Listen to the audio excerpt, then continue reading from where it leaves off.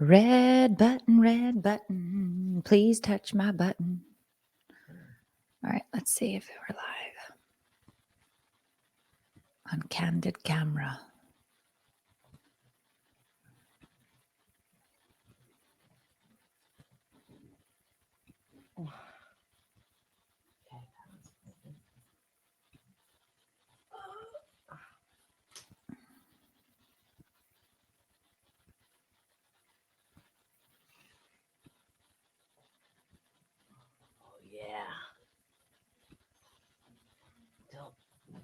Make me stand up.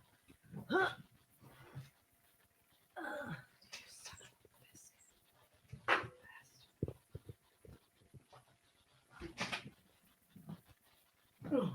Oh, we are live. Okay. I fixed my lighting. I see. You're back to being a vampire Yes. in your natural state. Hello. You have a lot going on.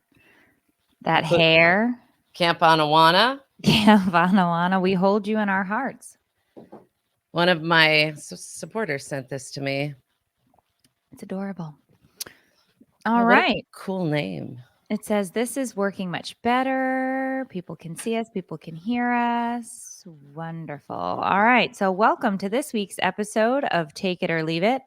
I am one of your hosts, Meredith Masony. And I'm the other one, The other Tiffany one. Jenkins. This podcast will discuss all things marriage, motherhood, everything in between. Please remember, we're not professionals at anything you may actually need. So any advice we give you, you could take. Or leave because it might be crap.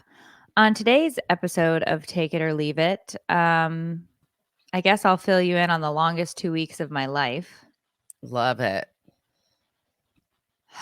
I honestly, last night I was sitting in the car and I felt like I had been hit by a bus, and then the bus driver stopped and he looked out and he was like, "Oh, the bitch is still alive." And then he backed over me just to make sure I was dead. That's rude That's how I felt. of the bus driver. Oh, God. What? Dave goes, "Just kidding. That was me. You're welcome." Okay. I mean, just go away already. Why are you here? Why are you sitting next to me? And Hi, why Dave. are you here right now? You can't. Came to say hi to my boo. Okay. Could you just go? Happy anniversary. That was yesterday. Oh, I thought you meant me. You This is can't awkward. hear Tiffany. I can hear her. She's deaf. I can hear you through her headphones. Oh. Hi, Dave. I Hey, thought I was your boo, but it's your anniversary today. Yesterday. Happy belated Thank you. anniversary. 20 years. 20 years. Jesus, that's a whole grown up. It's a whole grown up. Can I help you with something? Excuse me. Don't talk to Dave like that on our anniversary, guys. Yeah, I saw it. Thank you. He literally has such a hardcore addiction to Instagram reels that when I don't respond to an Instagram reel that he sends me from in the house, he brings it to me to show it to me. During your podcast. Yes, during my podcast. He's like, you didn't respond to this Instagram reel that I sent you. Oh my God, I really can't. I can't believe this is what we're doing right now. Are you sick? Must be suffering from a lack of vitamin me. Yeah, Dave, go away. that's what you walked in here for? Yes. Okay. David. I get such grief. Go on her. You have your phone. Go on her Instagram right now. Look at her Okay. last post. My last post on Instagram? Did you post Meredith. something? Me You or didn't. her? Oh, you went in and posted on did. my You Instagram? didn't, so I did. When did you Wait, do this? Because I love you. The 11 hours ago anniversary post? I never saw this. Shut the front door. 20 years of marriage has many looks. I was looking for pics of us together living our best life. I quickly realized that these moments in between the perfect ones were actually my favorite. They represent candid, funny moments and scary, uncertain ones. Sharing perfect moments with somebody special is great and easy. A true partner gets you through the hard parts that no one can handle alone. Happy anniversary. Love your baby daddy. Oh. And then it says, I love you more today than I did yesterday, but not as much as I will tomorrow. Oh my God, I'm crying and I have chills. That's Oh, so sweet, that was- Dave. Oh my God, you posted this prom picture? Dave! Oh, Dave, you God. picked all these terrible pictures. Dave, why did you post these pictures of me? That's so sweet. Oh my God, you posted all of these ugly pictures. He explained why, though. He said he quickly realized that these moments in between the perfect ones were actually his favorite. Oh my God, she's crying. Poor Tiffany. Oh, now I'm crying. All right, I love you. You have to go now. Goodbye. Bye. Tiffany's. Oh.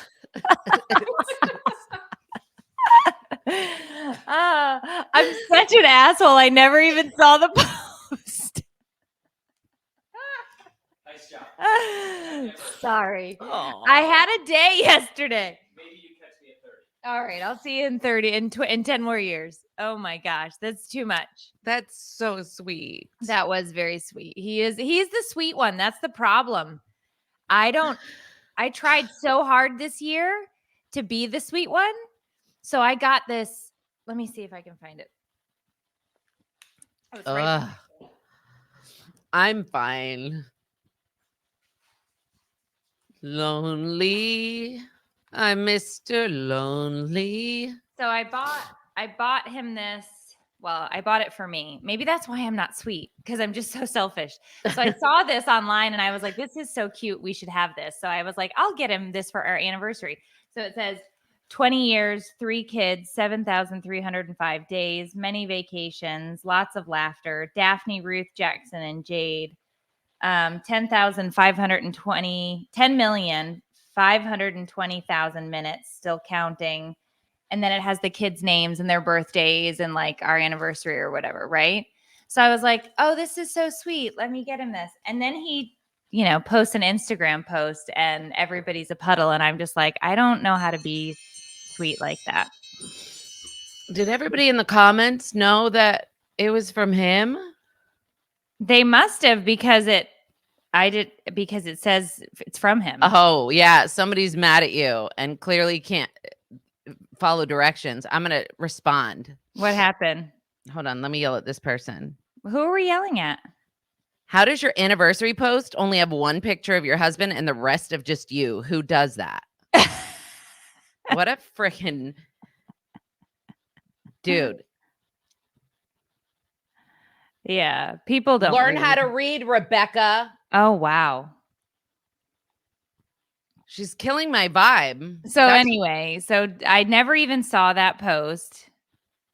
So yeah, that's okay. Hold on. Tiffany's gonna spend the rest of her morning replying to people on this post. Let's see. Jebba, try not to be too romantic. She knows me so well. I'm calling her Janet. Oh, Janet. Most of these are very Because nice that's what I messages. call the boil on my butt cheek. Yeah. Yeah. Most of these are very nice comments. I didn't even see the one Janet you're talking Who about. does that? Did you read it? Ugh. Don't ruin our anniversary post, bitch. Right. Anyway, that was so sweet and adorable and so sweet.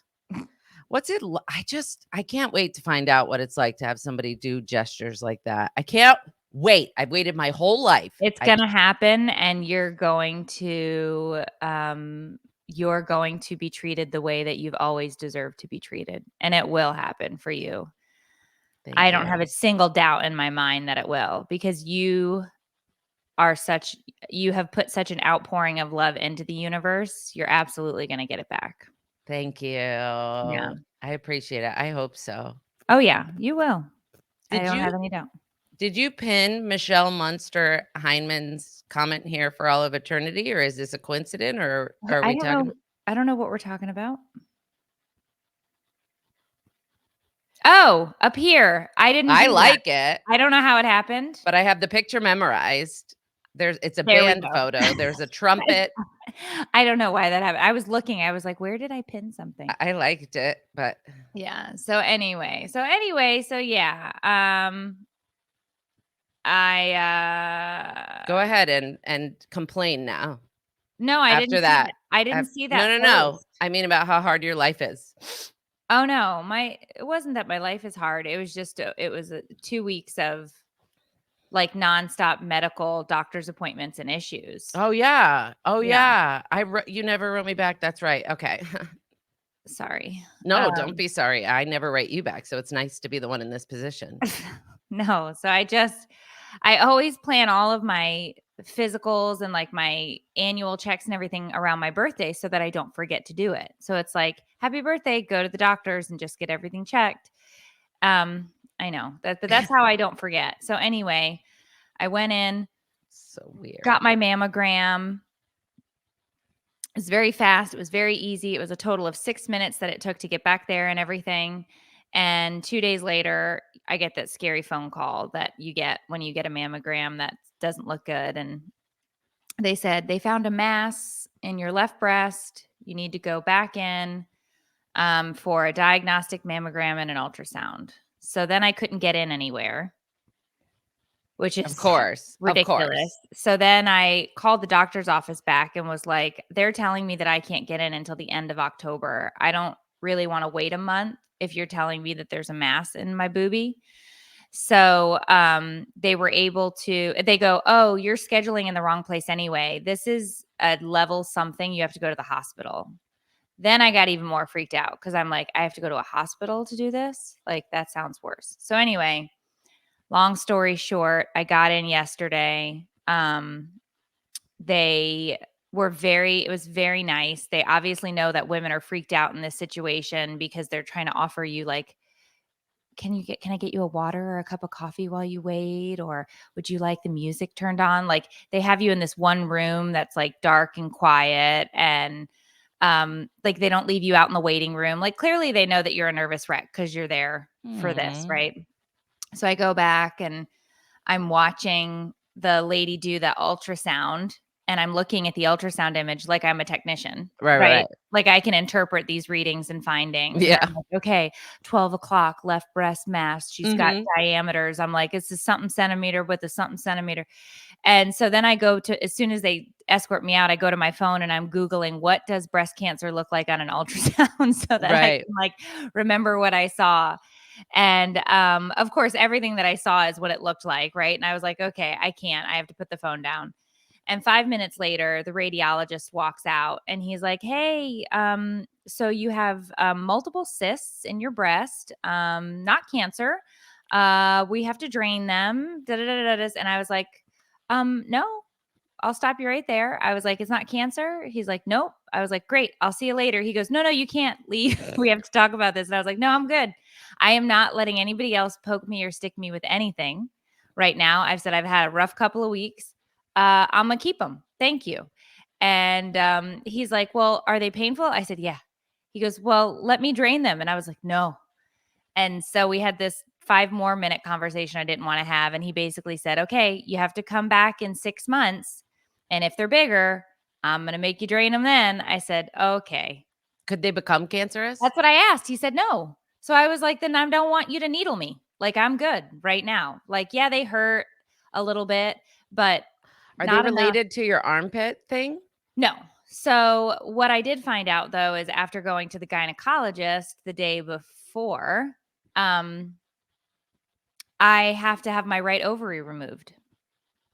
So I have cysts all over inside my pelvis as well, all over my ovaries.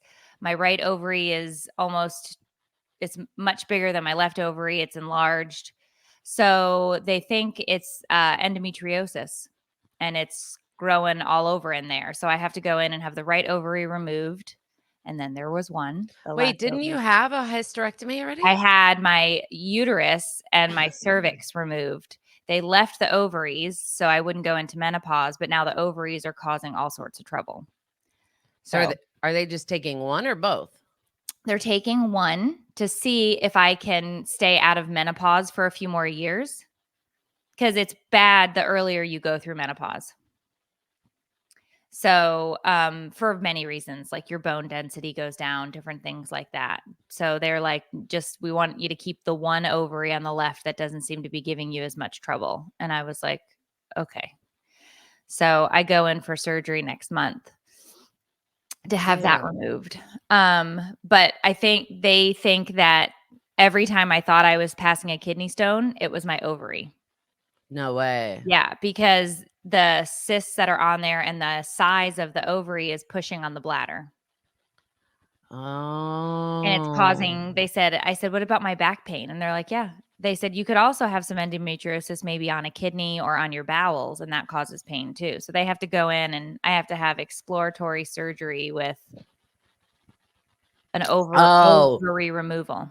And then there was one Mhm. ovary is And your then there name. was one ovary. Got Yeah. it. Her, for those of you who can't see it, her screen name today is And Then There Was One. And I thought I was getting fired or something, but it's about her ovaries. It's about my ovaries. Oh, Or lack of man. one. So Sorry. last couple of weeks has just been one thing after the next, and I'm so tired. I'm just mentally and physically, emotionally drained from all of it, and I'm happy because, obviously I was already going straight to worst case scenario with my boob and being like, okay, well, I don't know what days I can schedule chemo because I'm really busy on these days. Like literally my brain went to the darkest place. Mm. And I was like, I don't have time for this right now. I don't have time. And I know Allison is in the chat going, I had it all taken out at 38. Best thing I ever did. And I agree with you. I asked for them to take both out and he was adamant. He's like, you need to have one ovary. So this is the deal I'm going to make him.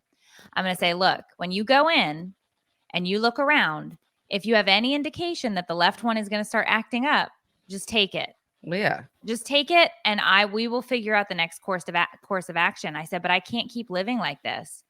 Every month I walk around and this one right ovary just hurts all the time. And every month it feels like I'm getting my period.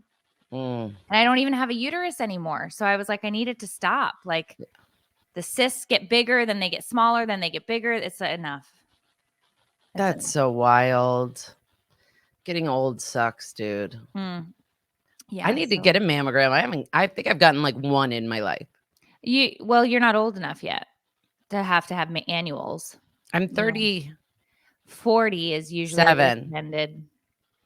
Am I 37? You're 38 this year. Oh my God. Did you just realize how old you turned? Did that just happen right now? Did you just lose a whole year? Or gain a year? I did, dude. Wow. That's wild. Yeah. I'm 38. Yes. 40 is usually when they start doing an annual. Okay. Cool. Did you read this? I don't know what that means. Did you just pin that? I did it on accident again. I don't know how to do it. Interesting one to pin. So Chloe woke up super early this morning and came in my room screaming, "Mom, I'm bleeding." What? Yeah. And I'm like, what? My first thought for some reason was that I don't know why, but I thought the cat attacked her in her sleep. Oh. But it was so much worse, dude. Her face was just covered in blood. Bloody nose. Yeah, dude. Yeah. There's nothing more traumatizing first thing in the morning. Like, what is that? And she's like, it's okay. It happens at dad's all the time. I think it's dry air. And I'm like, it's not okay, honey. I had my my flashlight. There was like clots. So I'm Googling and I'm like, she might be anemic. No. It was really scary. It's definitely dry air. Yeah, but why? Like, why would it be so bloody? Some like people it was are a lot. Just predisposed to them. I used to get them as a kid all the time. Matthias got them as a kid all the time. He's had them recently where he wakes up and there's just blood everywhere. And he's like, Mom, you gotta wash my sheets. And I'm like, oh, okay. My son used to get them all the time, but it's newer for Chloe. I hate it. I know somebody's like, you have dry air in Florida? It could just not like outside. We don't, but I mean, in your house, you can. Should I get a humidifier or whatever it's called? If she's having them repeatedly, you could put a humidifier in her room. I mean, it's the first time here. Yeah, I don't because know. her sinuses might be a little dry. You could also, before she goes to bed, squirt a little simple saline up her nose, kind of wet Okay. the sinuses a little bit. That sounds like it's going to be very dramatic. It's really just a puff and a puff. I know, but she's just very extra. Yeah, I don't know how or why she would possibly be that way, but yeah. All right, cool. Bloody nose. Everybody, I don't even want to talk about my sickness. I know I did kind of last week before I died on the podcast and we had to stop. So I don't even want to relive that. Yeah, it was traumatic. I'm in a new place. I'm better. I'm so much better. I will never take feeling good for granted ever again. Stay in ahead my of the life. trampoline park. You don't know where you picked Oh, it up. Just stay out of the trampoline park. Like, yeah.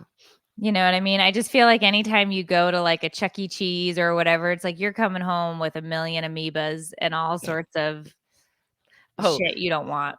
speaking of, my son will no longer swim in pools if they're dirty because apparently he saw on YouTube that there's something that's a brain eating amoeba.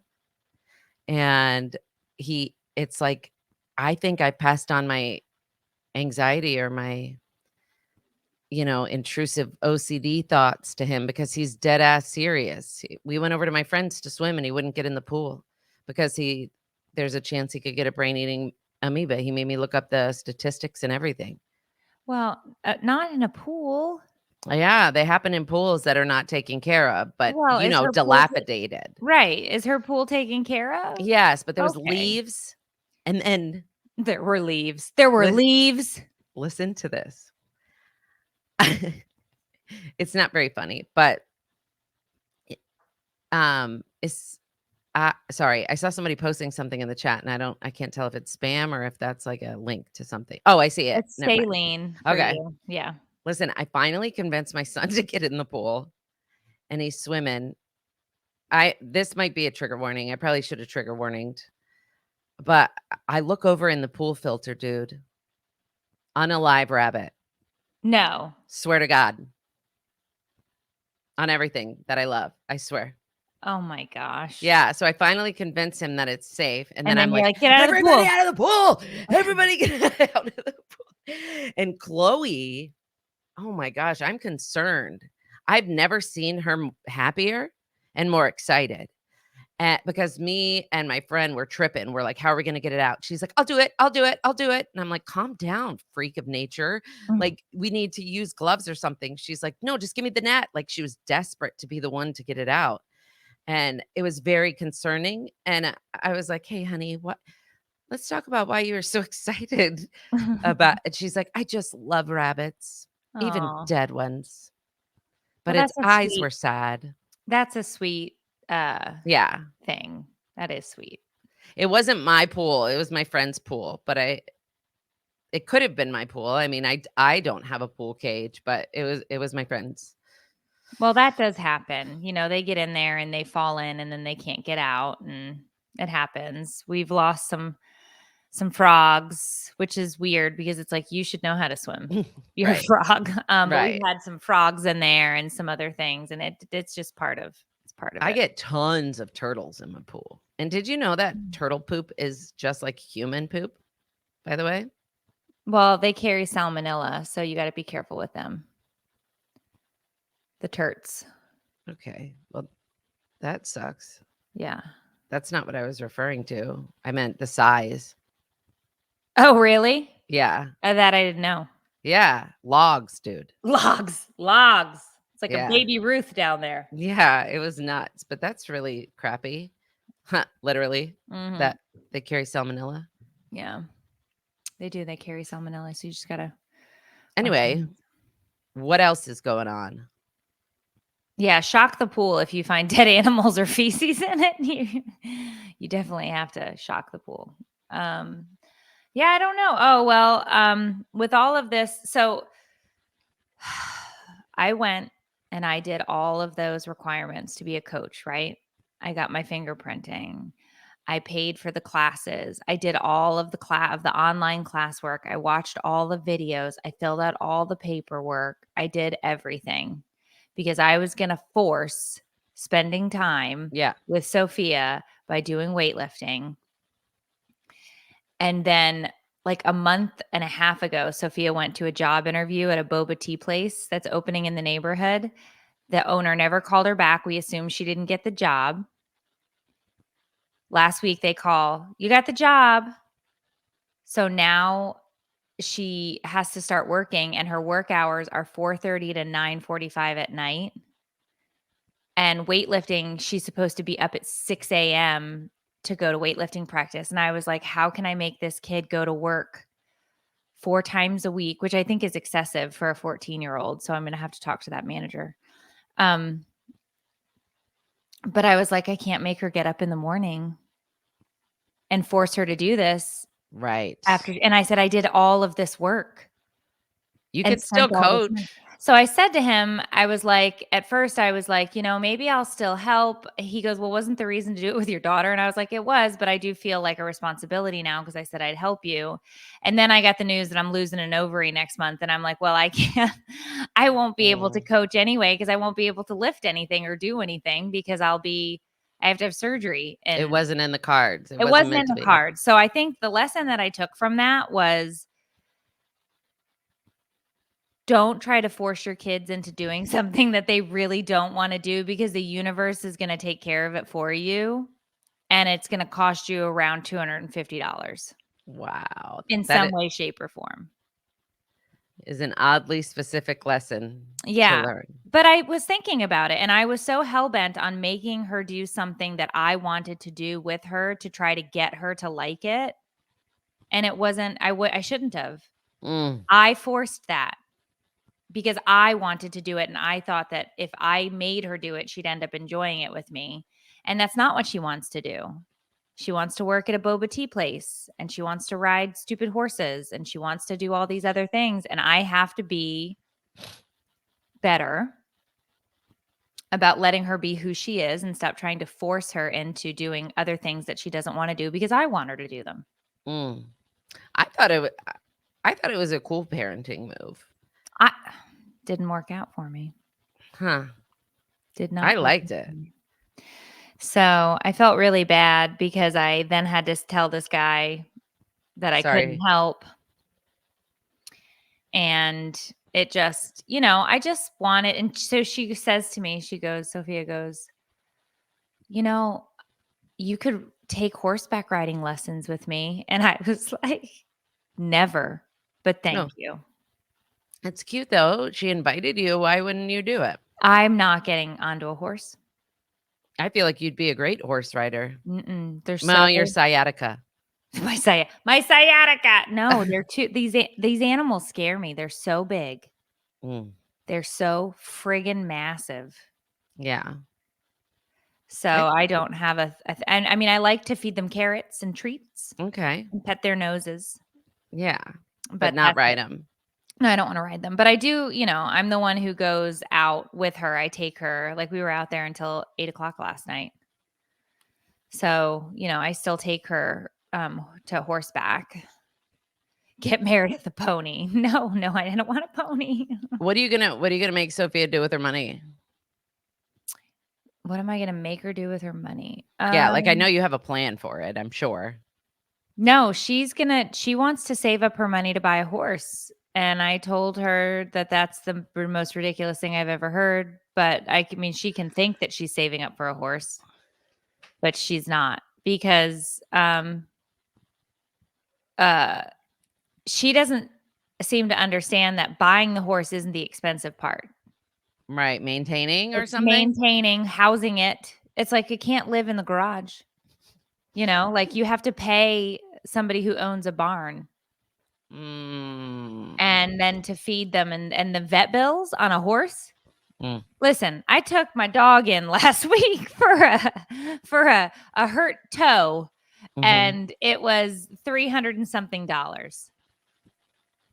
Horses are very expensive. So she's going to save her money and we're going to have conversations along the way. But her plan anyway, and I hope she sticks with this plan, is to go to nursing school after high school and live here and just go to the local nursing school so she can start working right away. That's so cool that she has a plan. So I keep telling her that's a great plan. We have a great nursing school here. Just stick with that plan because that's just automatic job security. Like she'll go right into the workforce. And a Ugh. lot of these nursing schools will pay to keep sending you to school, or these jobs will pay to keep sending you to nursing school. These jobs will keep paying. Oh, okay. What? I was processing what you were saying. I didn't understand. You were saying a lot of big professional person Like words. the hospitals will pay to keep sending you to school, like to get more nursing degrees, like a higher degree. That's nice. Like if Did you you? start. I thought the world was going to end yesterday. Oh, with the alert? Not just the alert. I woke up the day before Mhm. yesterday Mm-hmm. and I thought I got eyelash glue on my contact lens because the whole street was hazy. Oh, yeah. And I was like, dang, dude, this sucks. And then I went over to my friend's house because we were going to a juvenile delinquency arraignment to sit in on it, casual. And she's mentioned how hazy the roads were. And I was like, oh my gosh, okay. Because I thought I had glue on my contact lens, but you're seeing this too. And she's like, yeah, what the heck? I'm going to turn right and see if it's there. And I'm like, no, it's going to be there because it was everywhere. And she's like, oh my gosh, did you hear about the emergency alert tomorrow? And I was like, dude, this is it. Like they are gassing us right now as we speak. Like it was early in the morning. I hadn't had coffee and my brain was just going wild. I thought we were being gassed. And then the emergency alert, because I heard the phones are going to be offline for an hour. And that was when the purge was going to occur. Oh, right. Because you can't call for help. You can't Right. connect with your love. Like that was it. And I was so convinced, dude, until I started Googling. And apparently it's from Canada, which everybody knew. And I didn't know because scientifically, I don't understand how that happens, how it could get all the way from Canada to my town and not have dissipated. The wind, the air streams. Well, I imagine it was wind that carried it over initially, Meredith. It was a magic spell. But wouldn't it have like dissipated? I guess not. I'm on the bottom. I'm the wiener of the map. Yeah. It's just it was mind-blowing. But yesterday when I was in the midst of my spiral, you couldn't convince me that it wasn't going to go down. And then the alert happened. And then did you have full panic? No, you just swiped the alert away. It wasn't at all what I thought it was. I could still use my phone. Yeah. And now I realize I might have overreacted. Just a smidgen. But my town was hazy. Yeah. Here too. It was real weird. Yeah. I noticed it Monday night. Yeah. It can't be good, right? To like. No, the air quality has been pretty poopy. Man, did they warn us? Ruth. Like I Googled it and found out, but had I not, I wouldn't have known. I shouldn't go out. I don't know if, I mean, we knew, but I knew about the Canadian wildfires. What are people talking about? Pecan fish segment? Oh, I didn't tell you. Yeah, there was a situation the other night. So,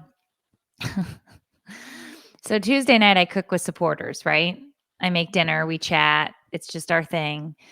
And lately I've been talking about how, my goals and dreams have shifted a little bit. And I think I want a cooking show, but I want a real cooking show, not the cooking shows that you see on TV, like the Rachel Ray, like everything's pretty, Martha Stewarty. I want them to film in my house. And when the shit goes down.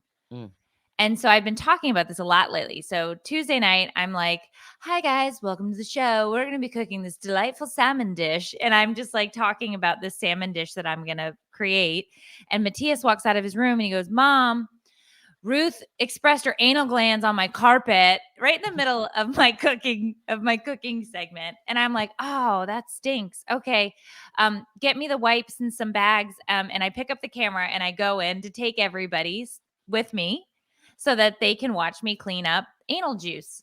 No, don't say that. And so then I get in there and I'm looking around and I look on the floor and I'm like, no, that's just shit. There's just shit on your floor. I was like, where did this shit come from? And he's like, Ruth was just in here.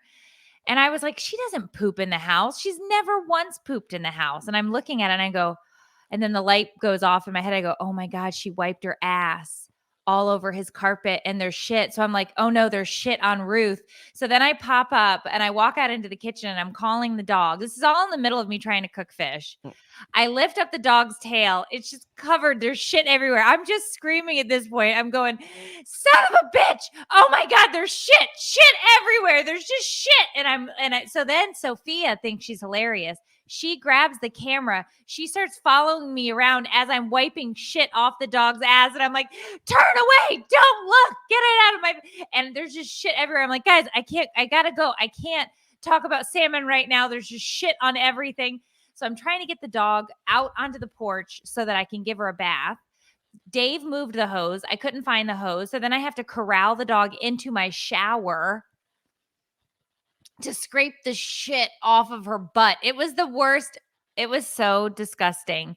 So then I'm cleaning her up. This is the worst cooking show ever, dude. So then I'm cleaning her up and I'm calling for Sophia. Now, mind you, the dog loves baths because she loves to get blow dried after the bath. What the And so I'm blow drying her hair and I'm brushing her and I'm cleaning her all up. And I realized the reason that the poo is getting stuck in her behind is because she has too much hair around her butt. So at that point, I have to get the scissors and I have to shave the dog's anus hairs all the way down because she hadn't been groomed in so long that the poo was sticking dingleberry style to her butt hairs. I am so sad that I brought this up. Like if I had a time machine. Oh my God. So I would go back to just a minute before I read that comment out loud.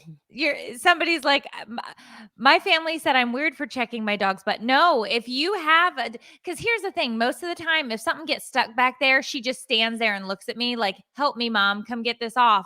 Well, she didn't. She just ran in with a whole turd stuck to her ass and then wiped it all over the carpet. It was the most disgusting. So in a span of an hour, I was trying to cook salmon on a live and then shaving my dog's asshole. Like that's my life. In the span of less than 30 minutes, I was cooking salmon and shaving a dog asshole.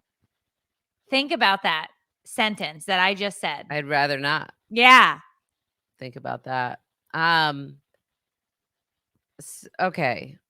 So, I mean, you can't then be like, okay, and now we're going to put the pecan nuggets onto the salmon. So then I cleaned everything up. I got cleaned up. I went back into the kitchen. I restarted the live. I said, hi, welcome back.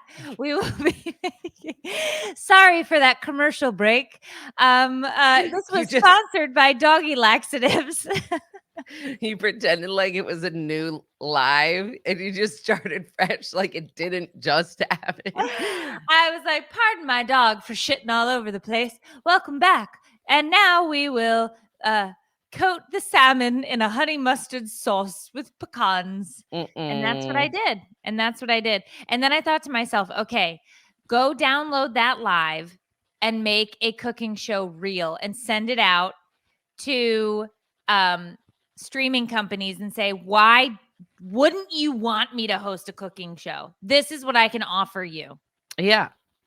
You know what? And then you can put in part of it, one day out of the month, I have a guest helper who I'm going to try to teach to cook.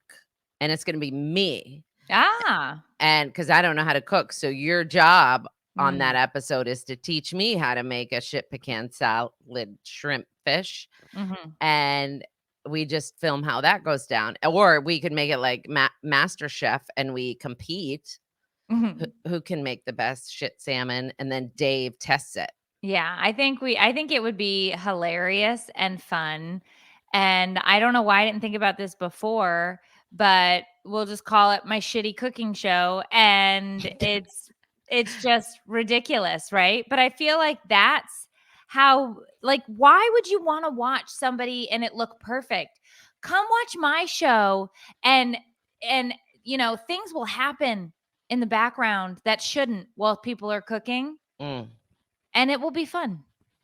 Listen, this is how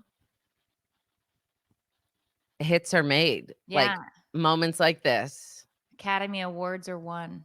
Well, I don't know if I'd go that far, but I'm just saying it was, I mean, there's a moment where I look into the camera and I say, turn away. And I'm just wiping shit off the tail in one hand, shit on the, and I'm just like, don't film this. It was amazing. Yeah, you could make like a demo reel. You could I think I'm hire gonna a do it. videography.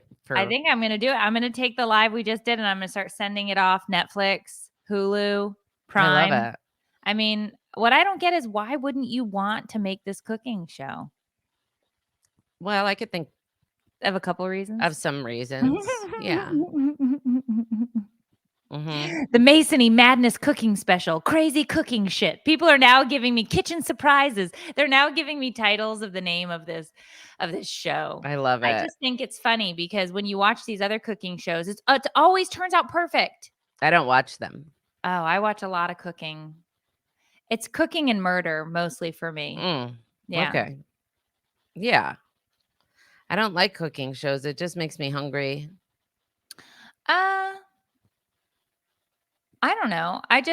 It's funny because I've always said I don't like cooking, which is true. I really don't want to do it. But since building this Substack and really focusing on recipes and things like that I'm doing on this other side, yeah, I've really started to enjoy just finding different things and putting them together. And not even like I'm creating recipes. I'm not. But what I'm saying is it's just been, I don't know, oddly satisfying for me to be like, oh, here's the meal plan for the week and here's the this. And I don't know. I think it's just a control thing, but I like it. Probably. Yeah. 100%. Yeah. I would, dude, this has nothing to do with anything, kind of. I went to this party and this lady brought this dish that she makes, and it's the greatest thing I've ever put in my mouth. What is it? And I would like you to make it for me next time I see you. I don't know, dude. It's like pretzels and Jello. No. And like graham cracker. But also maybe like there's some like marshmallow in there. But it's apparently a common dish. Peanut butter, maybe? What words are you saying right now? People are saying pretzel salad. Strawberry pretzel strawberries. There's definitely strawberries. Hold yes. On, I'm Googling it. It's not ambrosia. I friggin' love ambrosia. It's like a strawberry pretzel dessert. Yes. Strawberry pretzel salad. The recipe critic. Tell me it. Tell me what the recipe. I'll tell you what it is. In detail. If you could speak softly while you say it. 2.5 cups pretzels crushed, 3 tablespoons brown sugar, 3/4 cup melted butter, a 6-ounce box of strawberry jello, a 16-ounce container of fresh strawberries sliced, 1 8-ounce package of cream cheese. That's it. A cup of sugar, and an 8-ounce container of Cool Whip. Listen to me. So that's what it is. Bill collector. I have I dream of this dish. I dream, and somebody said very Midwestern, and I'm pretty sure that's what she says too. Yeah. Well, it definitely sounds Midwestern dessert casserole. But I'm looking at it now, and it definitely is a layer of strawberry jello with a layer of what looks to be like a sweet cream cheese bar dessert on a graham cracker crust. It just gave me chills. It's so good. It's so good. That definitely, it is. And there's Cool Whip too. So you have layers of creamy. Don't say creamy, and I then hate the it. Jello, and then the creamy cheese, and then the crust. I love it. Is your name really Sunshine Melody Mancuso? Because that's a beautiful name. Yes. And you've made it. I'm not just saying that because there's a chance you might make me some. She said she's made it a couple of times. It is called strawberry pretzel salad. It's not very often I like eat something and I'm like, I want to remember that I love this. It's very special to me. No, like every year at this kid's birthday party, I know this lady from down the street's coming and she's bringing that. And I just sit by the door with my fork and I'm so stoked. It's happened 2 years in a row so far. Come back with that pretzel salad.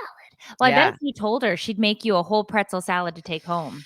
She knows how much I love it. I get really like territorial about it at the buffet table.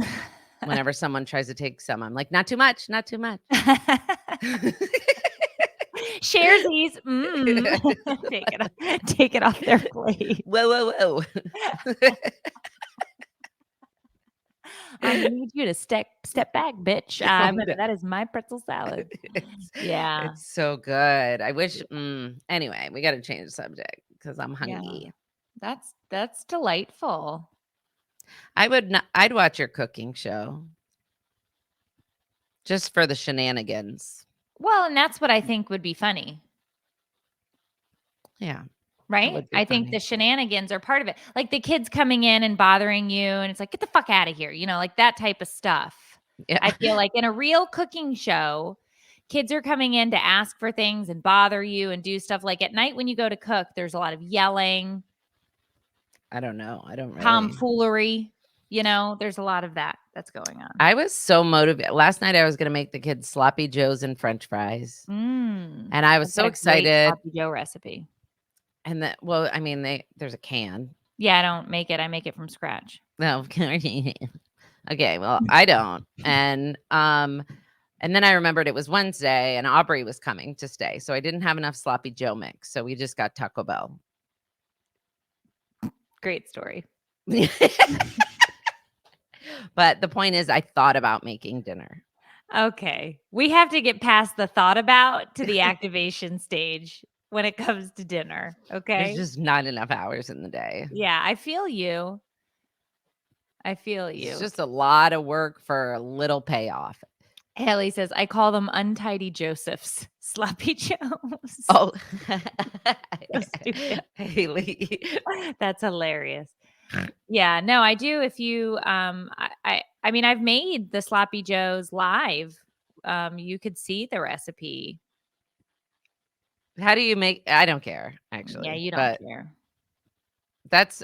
I'll listen. I'm not trying to be. I will never. I think in the whole span of my life, understand people who make things from scratch when you can just buy them. And I know that this is a very like specific thought process, and there's absolutely nothing wrong with people who do this. In fact, it's probably preferred. However, me as a human being, I can never wrap my head around making pico de gallo from scratch when you could just buy a case of it and just have it done. Because the salt content. Foods that are made and they're put in a can or in something that has to have a shelf life, the reason that it can stay on that shelf and not expire is because of the amount of sodium that they put in it to preserve it. I mean, I'll risk it though. You know what I'm saying? But Dave has high blood pressure, so I have to make the food from scratch so that he has less salt intake. So I can't use Sloppy Joe can mix, Manwich mix. I have to make it because it's. I mean, listen, I get everybody's saying preservatives and chemicals and it tastes better. Like, no, fundamentally, I understand that, but I cannot get my brain to ration the juice being worth the squeeze. I tell myself, I'll just put this in my body and cross my fingers and save some time. Like that's the only way that I can think. I want to think another way, but I can't. Like I will Have you never ever enjoyed cooking? No. Well, before Juggling the Jenkins, when I was a stay-at-home mom and I was trying to find myself and find some sense of purpose. Yeah. I would wake up with the baby. I would find a recipe online. I would go to Publix, buy all the things for it, come home, cook it, and have it ready for Drew when he got off work. That was the one thing I did every day. That was Yeah. it. That was my main goal. My main job was to wake up and do this. And I actually enjoyed it at the time. But I think I was just desperate to feel like I was doing the wife thing right. Mhm. But Yeah. I that the only thing I enjoyed about it, I think, was feeling like I had a purpose. I didn't enjoy the process itself. Yeah. Yeah. That was a weird time. God, I Well, miss those days, dude. but I think that that's what you're exactly right. You were searching for something. Mhm. You were searching for something. And I get that. Like, I totally remember that spot of motherhood. I remember exactly where I was. I was in the grocery store and I caught a glimpse of myself in the freezer door, like that reflection. Mm. You could like kind of see yourself. And I looked Mhm. at it and I went, who the fuck am I? Like, I just had this whole like existential crisis in the freezer section, going to get fudgesicles or something for the kids. And it Mhm. was like, I didn't know who I was and I didn't know, so I get that. And then you try to fill it with things, right? You're like, well, I'll be Susie homemaker, or I'll be this, or I'll be that. And it's tough, but you found what you want, what you're good at. Yeah. I remember at that time, like, my whole day, the payoff was Drew's reaction to the food. Mm, Like, that was it. That was the payoff, was how much he was going to enjoy it and love me and think I was a good wife. And if we know Drew, I mean, he was very polite and kind and always, like, said thank you, but he doesn't get excited about anything. You know right. what I mean? Yeah. He could be the happiest he's ever been, and you would look at him dead in the face and be like, "What's wrong with this guy?" Like, Yeah. you just can't tell. So, it was a very weird But I think time. you have to reframe, and instead of saying, I want to do this so that I can get a reaction out of somebody else, you have to do what makes you have the reaction out of your own self. I'm learning that now. Yeah. So you have to, instead of saying, I'm going to make this so that the kids are going to love me because they're going to say it's super yummy, to, I'm really happy that I was able to do this for them. But in the long run, what is the feeling I'm getting from this? Right. Because, that's what's important. Yeah, You have I'm to be that in that spot, which is good. Everybody, it takes everybody time to get there. well, it's so weird because for so long, my entire being was based upon this other person.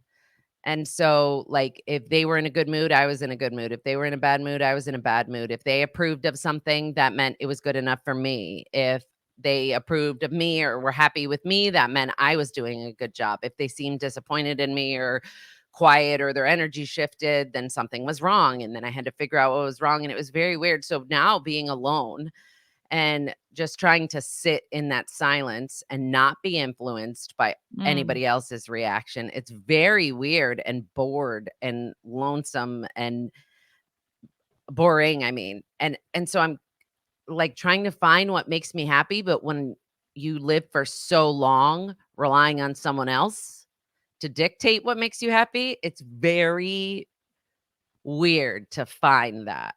And that's where I'm at right now. I'm like, what makes me happy? Because up until this point, it was making other people happy. mhm, So what the hell do I do? It's not cleaning. mm. It's not cooking. Um, it's pretty much like sleeping. I've been going to more in-person meetings. Have you kept working out? Well, I until I almost died last week, Right. but I'm going to start that again too. Probably today. I've been thinking about it. Oh, if It's you're been feeling better. Yeah, I feel like I'm ready.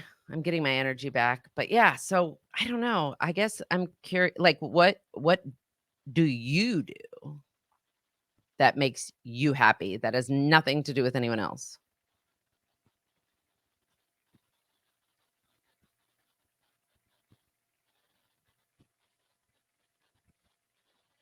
Yeah.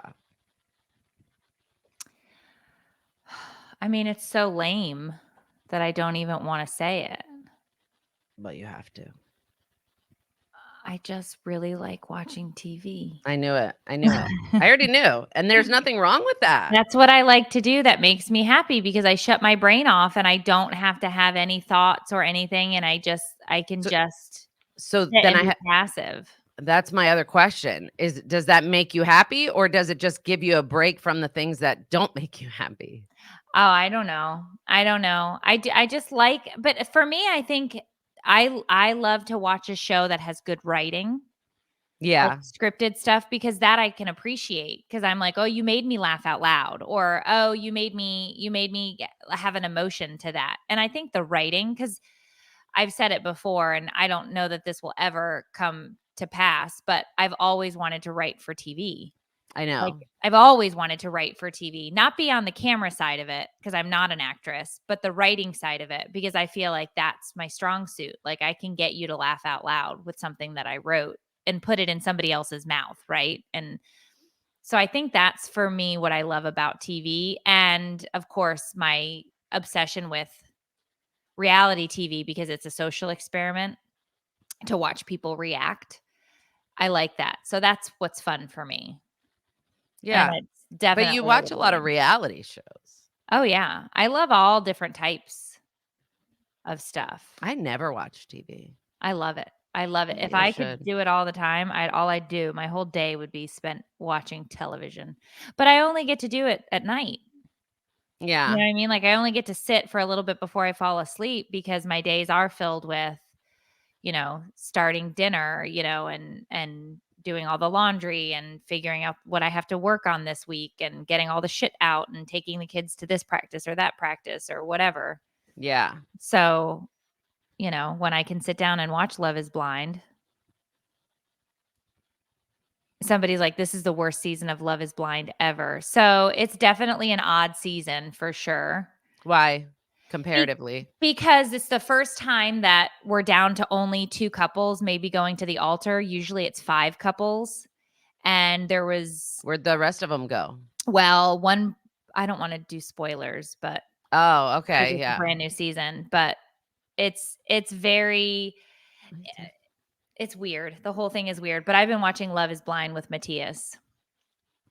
That's a It's cute it's not cute. bonding. I probably shouldn't even be doing that because Yeah.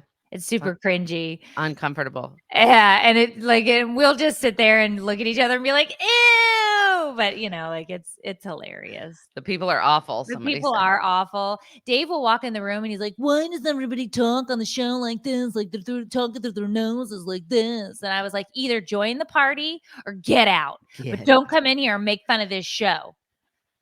But it is more setup or something. Somebody said it's totally scripted. I know. That's why I can't fake enjoy stuff. that stuff, because I spend the whole time analyzing what's fake and what's It's real. just a train wreck. It's the only reason I like to watch it. Mm. It's a mess. It's a hot, steamy, Ruth-sized turd of a mess. I love it. Well, good. I'm glad you have something. Wait a minute. Did you see the new all-naked dating show on HBO? What? That sounds, dude. I gotta Google it. Hold on, I have HBO. I could never be on one of those shows where it's like, I'm so insecure. I was thinking about this the other day, the Love is Blind thing. Like, I could make someone fall in love with my personality, but I would feel so bad for them having to see me and Oh like my thinking about them God. being disappointed. Like, I feel like you have to have a certain level of confidence. Guys, it's called Naked Attraction, and it is a full frontal nude dating show on HBO Max. Singles eliminate potential dates by scrutinizing and criticizing their nude bodies. No, This is the craziest shit I've ever watched on TV. End quote. I can't even. Well, now I couldn't know what I'm watch doing it. tonight. No, I couldn't even watch it. Done. I'm watching it. Done. Thank you, guys. Thank you. This is why I love the podcast. Thank you for bringing that up. Oh my gosh. Now I can't watch this with children's. They eliminate it based on how their body parts look? I guess I didn't read the whole thing, but I'm gonna go watch it. No, I can't. I can't. Somebody goes, I can't watch it. It sounds horrifying. I'm like, yes, let's do it. Naked Attraction can come across as rather jaw-droppingly brutal in the contestants' graphic analysis and dismissal of people based on their most private of parts, with contestants being dismissed for every superficial reason you can imagine. I don't like her feet. His penis is too small. At the same time, each episode contains interstitials. That doesn't sound right. Of informative sex education. And the show clearly tries to promote body confidence and positivity among all of the hot or not judgment. No, they can't. They can't.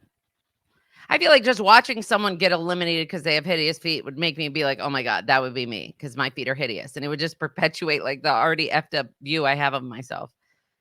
They Not that start that's with the feet and move up. Oh, no, I'd be out.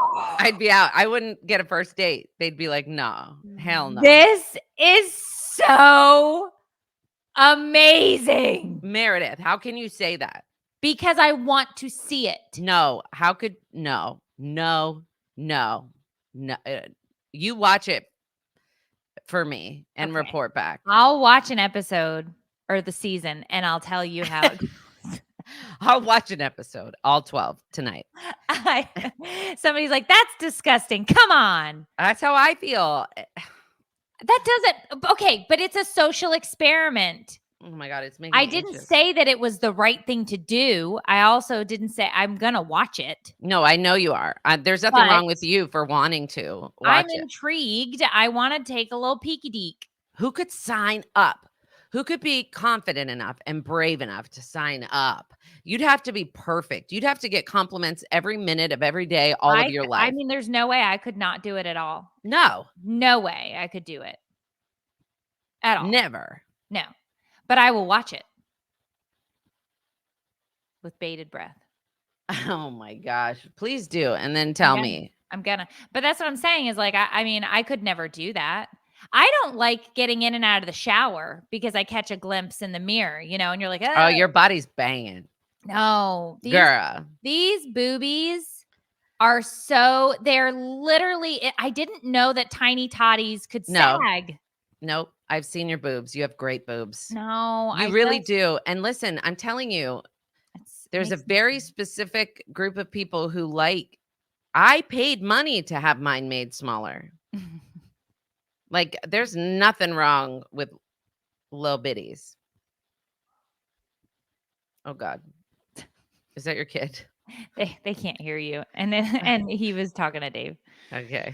Yeah, no, Dave clearly loves tiny titty tots. Yeah. Your body's amazing. It's Well, annoying actually. But no, I could never. I could absolutely never. Never. Never. No. I could never. Do that. I just don't know how. I don't know how people do have the courage to do something like that because of just how our world is. Maybe after the show airs and stuff, we can get one of them on as a guest. Oh, yeah. Speaking of, I also wanted to throw this out here because I have been looking and I've sent some emails and I haven't gotten any emails back on it. So I'll put it out here in case there's somebody who might listen to this.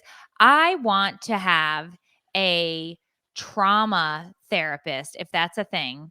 I want a trauma therapist to come onto the show to talk to us about raising our kids in this crazy world today, and like how we're supposed to talk to them about this crazy world. Like, I want a therapist who can, like, school shootings or just the crazy violence that's out there today. Like, how do we talk to our kids about those situations? Because I have been wanting to. So a friend of mine, the stabbing that happened at the school in Tampa, that was a friend of mine's nephew. Yeah, that was stabbed. I think I was there. Not at the school, but I was at your house when that happened. Oh, so I was thinking about that and I was like, how do we have these conversations with our kids. And like, I have been looking, and I've reached out to a couple of therapists. I've, like, emailed and whatever, and I haven't gotten any responses. So if I have a good somebody betrayal trauma therapist recommendation if you need one. well,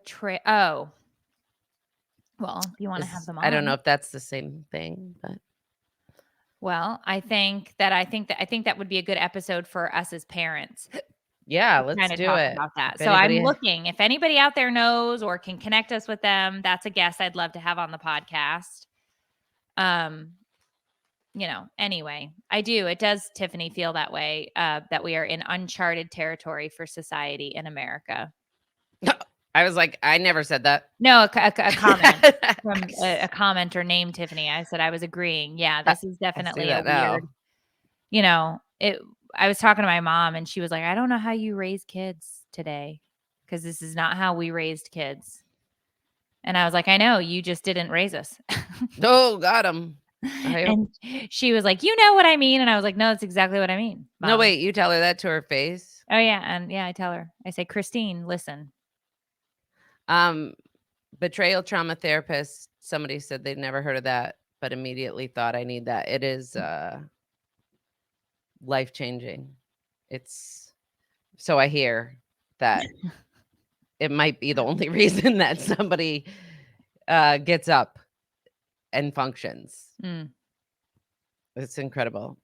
Anyway, allegedly. So that's a lot. I will reach out to some. Why does it have to be what is a trauma therapist specifically? I might not be using the right language.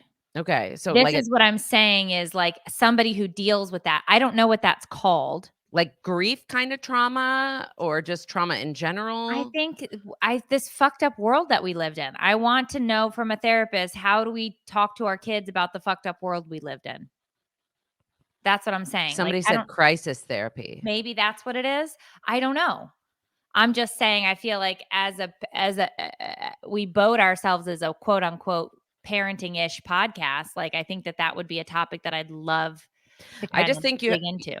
You have to get more specific, because there's all kinds of shit in the world. Well, I don't know. I'm saying specifically to these crises that we're dealing with our kids. That type like of stuff. LGBTQ issues, suicide. I think all of it. Yeah, I don't know all of it. There's one umbrella. Well, I feel like there. Yeah, I don't know. Maybe we could have a week of different therapists, and we just record every day and jam it out. I think we could. Yeah, and we could call it Crisis in America. No, that's Dr. Phil. That's what he did. Never mind. We'll figure it out. It always leads back to Dr. Phil. It always leads back to Dr. Phil. I miss my beau. Yeah, he's retired, huh? Yeah.